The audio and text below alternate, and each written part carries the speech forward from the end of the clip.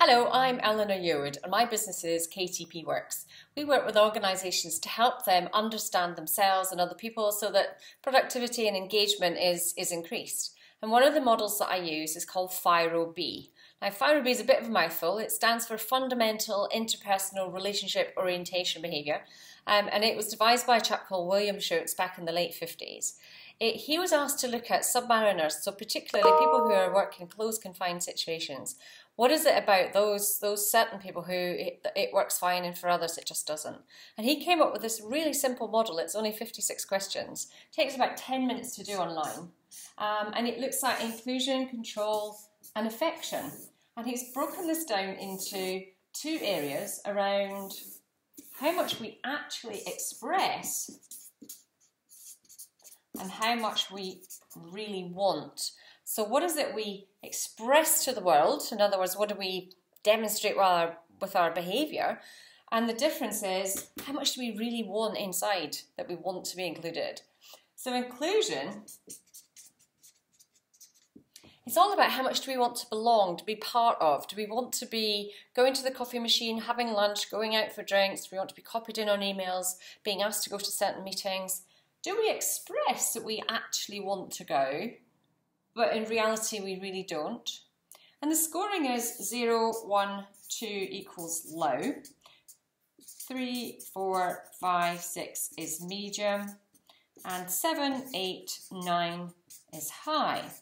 Now what this is measuring is frequency and selectivity, so how often and who with. So with regards to if you had a low score of expressed, let's say for instance you've got a 2 expressed, but actually your wanted was maybe, let's say 8.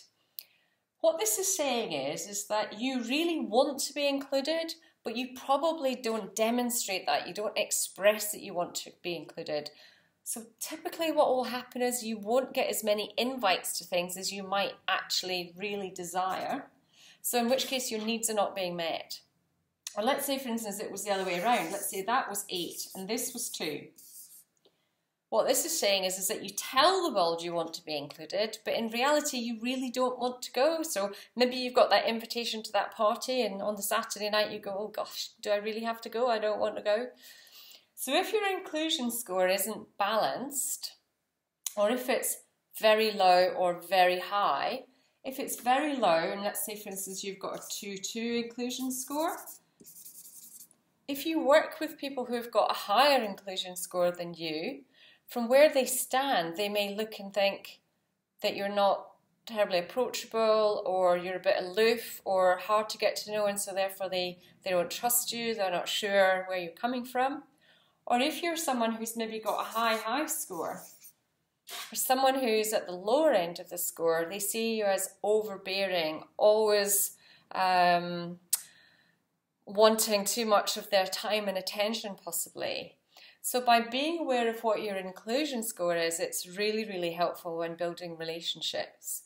So if you imagine that this is about breadth of relationships that you want, so how many and how often, the affection score is about depth of relationships. And the same sort of thing, it's measuring frequency and selectivity. So with regards to expressed affection, affection is about, do you wear your heart on your sleeve or your cards close to your chest?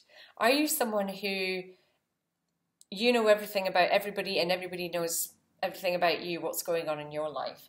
So again, if you've got, let's say, an expressed affection of 2 and a wanted affection of 8, that's basically that you're expressing how much interest you actually take in other people.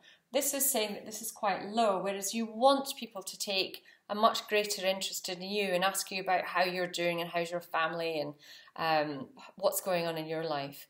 And again, if it's the other way around, it might be that you don't actually want people to know very much about you, but maybe you go out and you ask them about them. So again, they might get the feeling of it's not quite balanced. You know everything about them, but you're not sharing very much about yourself. And again, if you've got a 2-2 score, let's say you've got a low affection score, again, people who've got a higher score may feel that they really don't know anything about you and that you're not willing to share, you're maybe not one of the team.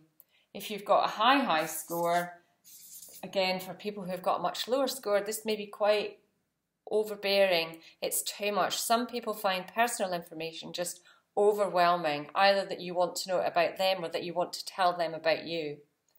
And latterly, the control score. This is about power, authority and decision making. How much of that do you actually want? So let's say, for instance, this score is 7-4. This would say you want to be in charge. You're expressing that you want to take the lead, and actually you don't want to be led.